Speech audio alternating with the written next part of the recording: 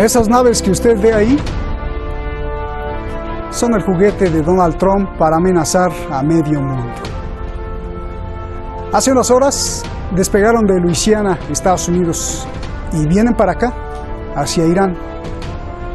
Hace unas horas Donald Trump anunció más castigos, y es que está desesperado al ver que Irán no se rinde a sus obsesiones. Irán juega fuerte las cartas nucleares. Denuncia que no puede ser que no goce de los beneficios del acuerdo nuclear y solo tenga limitaciones. Estados Unidos violó el acuerdo, Europa la cobarde del cuento y Rusia y China solo miran. Ya basta, dice Irán.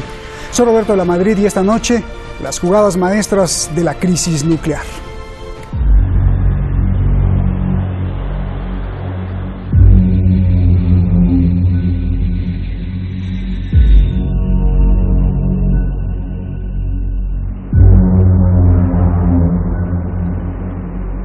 Según el Pentágono, los 4 bombarderos enviados son para contrarrestar la amenaza de Irán para sus tropas del Comando Central.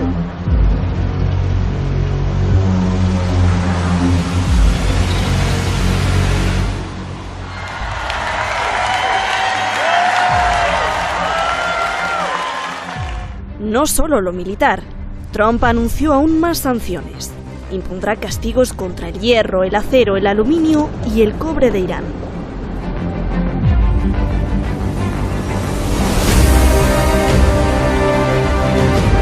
Pero Irán se defiende con inteligencia, a través del acuerdo nuclear. Denuncia la violación de Estados Unidos del pacto y la ineficacia de los otros firmantes.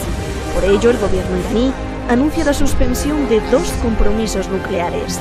Deja de vender agua pesada y ya no limitará sus reservas de uranio enriquecido, pero no indefinidamente, sino por un plazo de 60 días.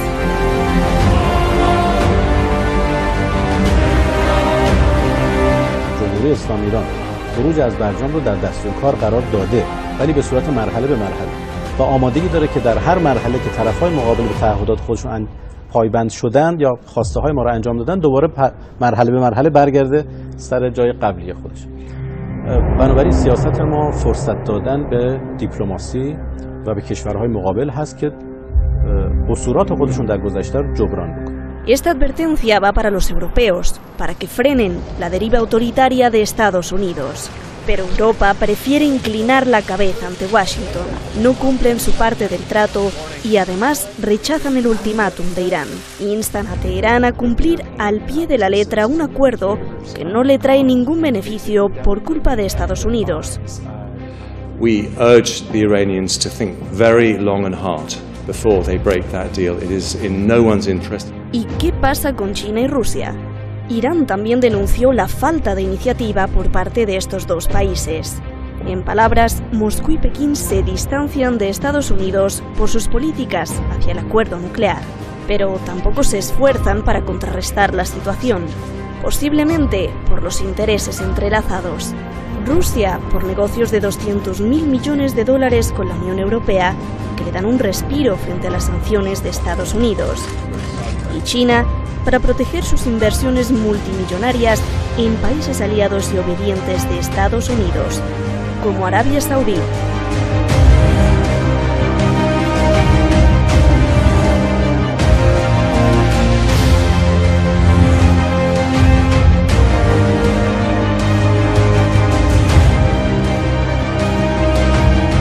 Today, we are not facing the rise of anything like Nazism, but we are facing the spread of what's sometimes called ultranationalist reactionary international, trumpeted openly by its advocates, including Steve Bannon.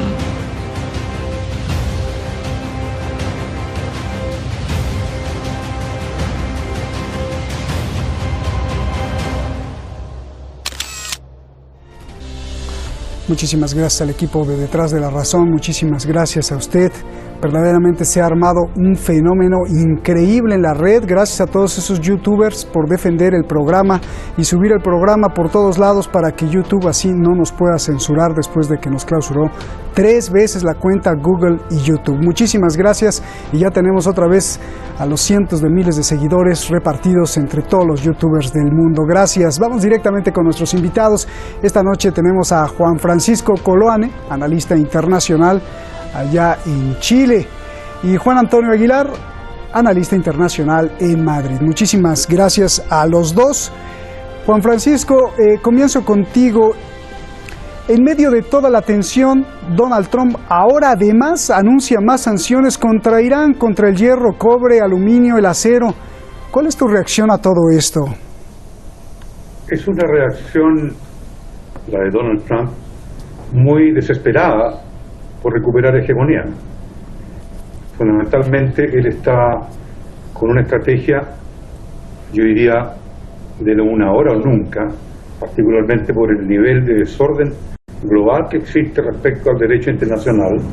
No voy a dar los ejemplos que demuestran que hay un gran desorden respecto al no respeto a la Carta de Naciones Unidas y el no respeto al derecho internacional. Entonces la tesis neoconservadora, bastante apoyada por el lobby sionista e Israel, Estados Unidos, es de la hora nunca y provocar rupturas de manera de ver cómo continúa el proceso político internacional. Trataron de hacer con Irak en 2003 y fracasaron. Libia no lo voy a mencionar porque es una tragedia inútil para la Alianza Transatlántica, inútil para el mundo, y ustedes ven cómo quedó Argelia.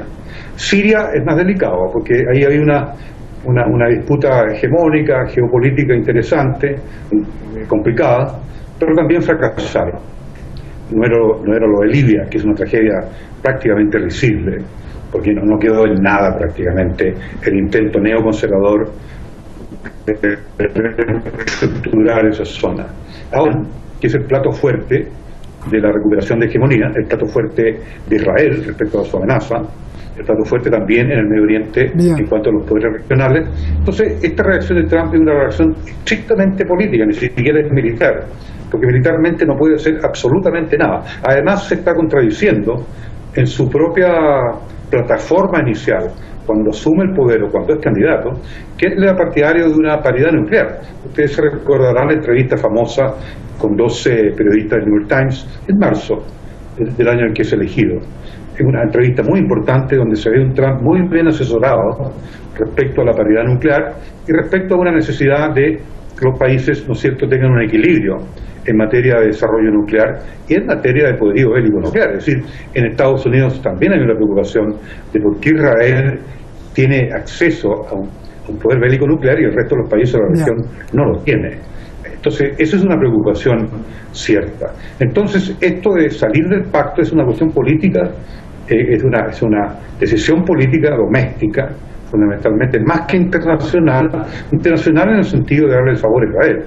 Sin embargo, el apoyo europeo va a ser muy feble, porque Europa depende de Irán, Europa depende de una relación buena con Rusia, Europa va a tener que depender, y depende de todas maneras, una relación favorable pacífica con China. Entonces, esta es yo diría, una agresión muy demagógica de parte de Donald Trump, porque no va a tener ningún resultado específico práctico en función ni de su hegemonía, ni de detener el proceso de fortalecimiento del gobierno iraní en sus derechos y en sus principios fundamentales. Bien. Juan Antonio, Irán está jugando sus fichas, dio un ultimátum de 60 días y la Unión Europea contesta. En México diríamos que Europa está cantinfleando, en honor al cómico Cantinflas, no sé si te acuerdas, solo que Cantinflas lo hacía para divertir con comedia. ¿No está haciendo lo mismo Europa, mostrando total confusión o más bien cobardía al no mostrar una postura definida? Dice Europa, sí queremos vivo el acuerdo, pero amenazamos a Irán si lo rompe. A ver, por favor, Juan Antonio. Es cobardía. Sin duda alguna, es cobardía. Lamentablemente, el punto flaco de todo el tema del acuerdo es precisamente la Unión Europea y los países europeos. porque bueno, es un acuerdo apoyado por Rusia y China, por ese equilibrio en el que tienen que ventilar sus temas económicos y los intereses geopolíticos. Es un acuerdo que en principio había apoyado a la administración norteamericana y en la que Europa estaba muy contenta porque ella iba a ser la beneficiaria económica de las inversiones en Irán. Y por lo tanto, de hecho, de palabra lo ha estado apoyando hasta el día de hoy. Pero en esa mesa de los 5+1, el punto flaco era Europa. Europa es una organización dirigida por una clase política cobarde, lacayuna. De hecho, yo lamento que incluso la dirigencia iraní haya pensado en algún momento que estos monigotes, que estos títeres iban a poder hacer frente en ningún caso a los Estados Unidos, pero en ningún momento ni con Irán ni con ninguna de las otras crisis que se vienen sufriendo, no ya desde la caída del muro de Berlín, incluso durante la Guerra Fría. Es decir, Estados Unidos impone a Europa sus condiciones. De hecho, una prueba palpable es que las más interesadas en mantener el acuerdo o el PAC con Irán son las grandes empresas europeas que pensaban realizar importantes inversiones en Irán. Y estas empresas, claro, se ven ahora en una situación muy delicada, porque si realizan esas inversiones van a ser sancionadas por los Estados Unidos, que se permite el lujo de sancionar no a Irán, a todo el mundo. Y si no, tienen que olvidarse de esas inversiones, con el coste económico de a futuros que eso significa. Pero como son unas empresas que están abandonadas por sus gobiernos, porque sus gobiernos son unos vendidos, porque la Unión Europea es una desgracia para Europa, pues es lo que tenemos. Bien. Juan Francisco, Irán dio 60 días de ultimátum para que la Unión Europea, sobre todo la Unión Europea, de esta que está hablando Juan Antonio, y también Rusia y China presionen a Estados Unidos a que vuelva al acuerdo nuclear o que por lo menos compensen el vacío de Estados Unidos. Dos preguntas. Si en un año todos los firmantes del acuerdo no pudieron hacer nada contra Estados Unidos, ¿podrán hacer algo en 60 días? Y dos, ¿qué pasará si llegados los 60 días Irán abandona otro punto del acuerdo nuclear? ¿Cómo reaccionaría el mundo y qué hará Irán? Por favor. Cualquiera de las dos situaciones, en base a la pregunta que haces, sí, no son tan desfavorables para Irán. Digamos, Irán tiene las cartas en su poder, las cartas importantes. ¿Por qué? Porque el desarrollo nuclear de Irán, apuntando en última instancia y estratégicamente a un poderío bélico, es lo que más duele a Occidente. Y eso es prácticamente indetenible, al menos se destruye Irán. Y eso ni Europa ni Estados Unidos lo van a hacer. Imposible que lo haga. Y la segunda posibilidad de que Europa puede reaccionar, utilizando el concepto y el análisis del compañero español, yo pienso de que puede haber una reacción en 60 días. En 60 días pueden pasar muchas cosas, con Corea del Norte, con Venezuela, con Irán mismo. Pueden pasar cosas también con el tema del terrorismo que empieza a desplegar los wahhabis y los saudíes en el Asia. Puede haber una presión mayor, es decir, China no ha reaccionado, India tampoco ha reaccionado, y esos son cuerpos pesados en la conducta internacional. Entonces yo pienso que estos 60 días están estudiados, es un ultimátum inteligente que da amplio espacio para negociaciones. Estados Unidos tiene que negociar. Ahora, 60 días se acerca el día de la elección y Trump maneja toda la política exterior en base a su reelección, lo que es como volver a la época de Maquiavelo, es decir, lo doméstico determina lo internacional. Es decir, me parece absurdo que una potencia tan importante como Estados Unidos esté desordenando el mapa mundial de una manera coyuntural, de una manera muy irresponsable, producto de esa influencia excesiva del lobby sionista, el lobby Israel en su política exterior, desordena el mapa mundial, desordena las posibilidades de negociación, pero pienso que ahora puede haber un sentido político en Estados Unidos, en la política doméstica, para empezar a alinear esa política exterior y volver al tratado. Hoy Nancy Pelosi bueno, pues está acusando a muchos, ¿no? Y los demócratas quieren hacerle impeachment. ¿Podría también caer Donald Trump, no? También, es decir, aquí la parte más vulnerable de de Trump no es el tema del impeachment interno, del bloqueo a la información, a la investigación de la prensa rusa. Es decir, aquí puede haber un impeachment respecto a ruptura, digamos, a violación de la Carta de Naciones Unidas, violación de una serie de tratados que tienen que ver con la seguridad nacional. Es decir, él es responsable de la seguridad nacional. Bien. Y hay en la Constitución la potestad, la tiene el presidente de la República de Estados Unidos para, de alguna manera, sobredeterminar decisiones respecto a la seguridad nacional. Sin embargo, aquí hay un tema de seguridad nacional que es muy grave respecto al salir del acuerdo nuclear con Irán, salir del acuerdo nuclear con Rusia. Entonces, esto tiene que alinearse ante la elección. Bien. Porque imagínese usted, señor de Madrid, ¿cuál va a ser el debate de Trump con cualquier candidato demócrata respecto a estos temas internacionales? Es decir, prácticamente van a absorber toda la agenda. Irán, Rusia, Corea, China, Palestina, Israel, Arabia. Es decir, entonces yo creo que al final la reordenación doméstica de la política interna de Estados Unidos es esencial, y creo que las cartas están con Irán. Bien. En el sentido de que esa medida iraní de decir tit for tat, ustedes se salen del tratado, yo salgo del tratado, porque me están perjudicando en forma completa, no han cumplido, y Europa, como dice el amigo español,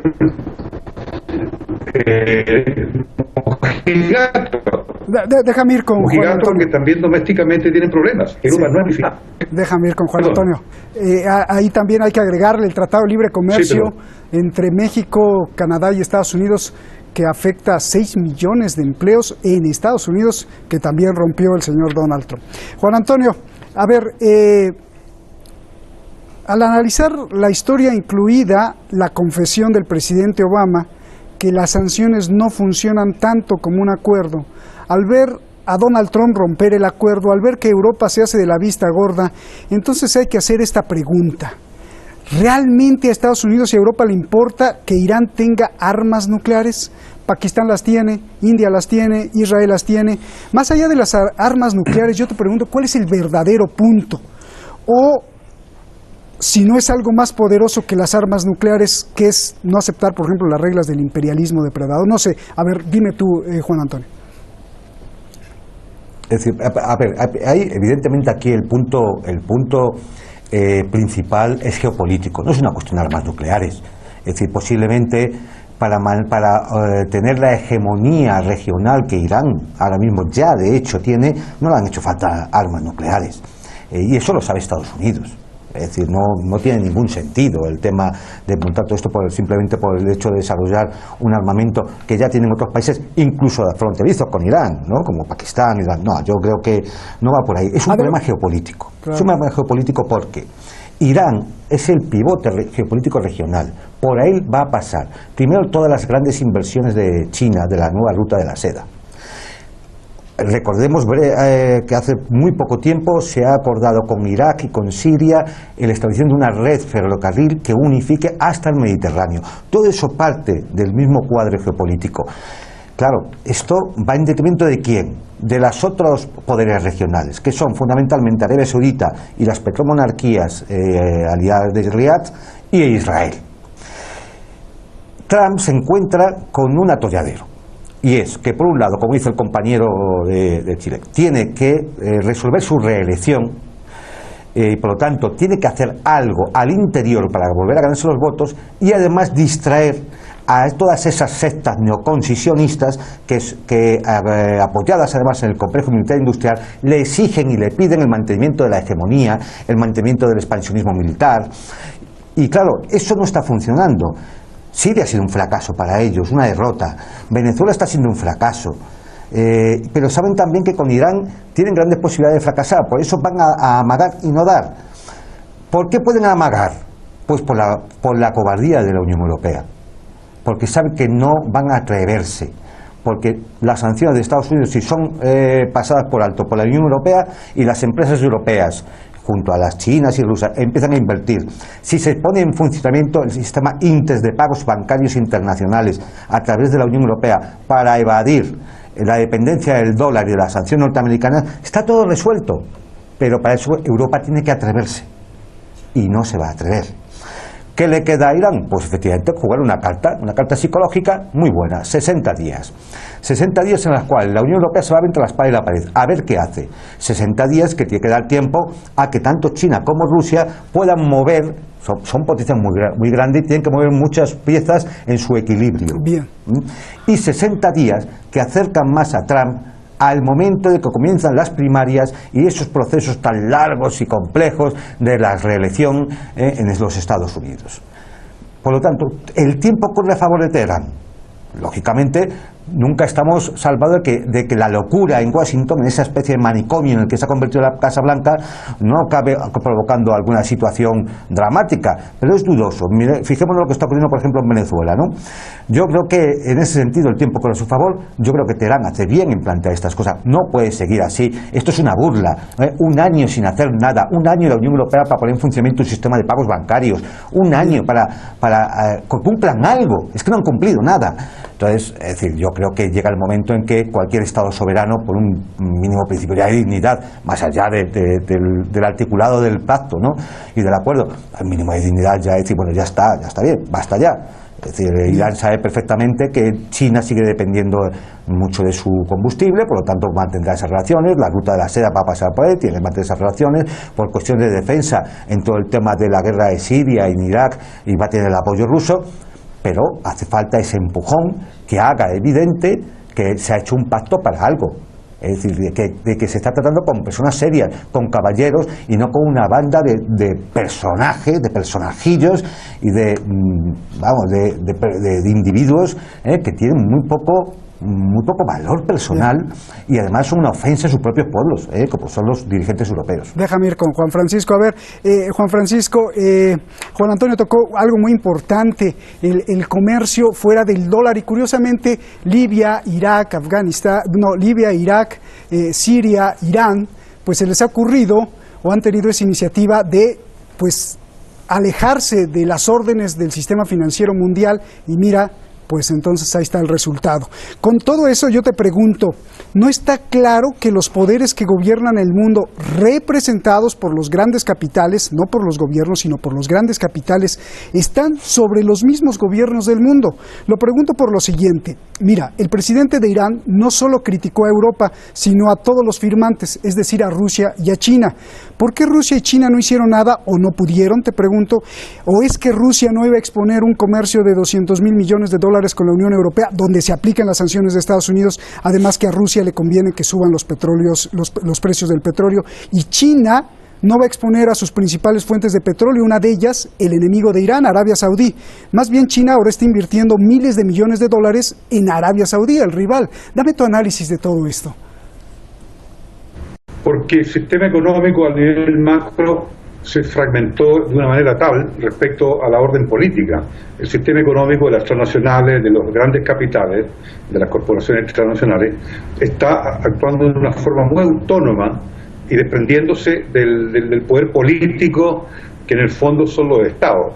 El único aliado que tienen las transnacionales importante desde el punto de vista político no es un determinado partido político, es un estado con hegemonía. Hablemos de Francia, Inglaterra, Alemania, China, Rusia, India.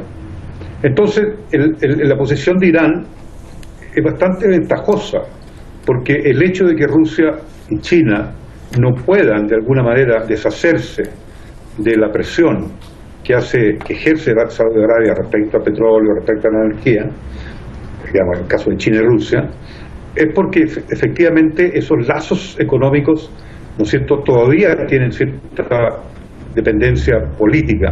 Ahora, en el caso de Rusia y de China, es mejor tener a Arabia Saudita conversando, negociando, que alejado. Es decir, Arabia Saudita no puede irse completamente fuera del circuito de influencia de China y de Rusia.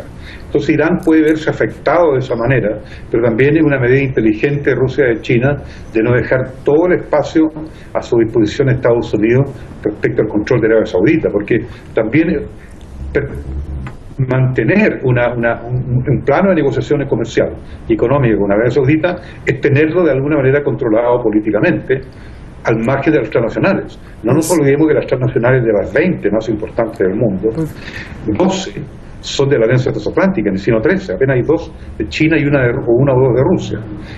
El resto del gran capital que fluye a nivel global, el 80%, son los datos de la UNTA en Ginebra, son de las 12, 13 transnacionales más gravitantes que pertenecen a la Alianza Transatlántica en términos de bandera, digamos. Gracias Juan Francisco, y da temor, como dices, porque no sea que Washington se vaya a pasar a Pekín, porque hemos visto ahí a China muy amigo de Arabia Saudí y de Israel, ya están haciendo inversiones. Gracias, abrazos a los dos. Buenas noches. Me puse a sumar cantidades y encontré algo muy interesante. Mire, solo estudié 10 compañías, solo a 10 compañías, muy poquitas. No estudié muchas, solo 10 compañías petroleras, las principales, y empecé a sumar los millones de dólares que manejan. Resulta que solo 10 compañías petroleras en el mundo manejan más de 2.500.000 millones de dólares. Esto no es mucho, es muchísimo dinero. Si estas 10 compañías fueran un país, serían el 4º país más poderoso del mundo, el 4º país más rico y con más dinero en el planeta, más poderoso que el Reino Unido. Solo 10 compañías. Pregunta, ¿qué gobierno, qué ley internacional, qué político, qué senador, qué ejército puede controlar los caprichos y negocios de una riqueza tan grande? Atrás de Donald Trump y de muchos presidentes del mundo, incluso de los que usted menos se imagina, están ellos. No es conspiración, solo haga cuentas y vea de quién es el dinero. Y cuando usted es dueño del dinero, sería tonto que no mandara, ¿no? Buenas noches.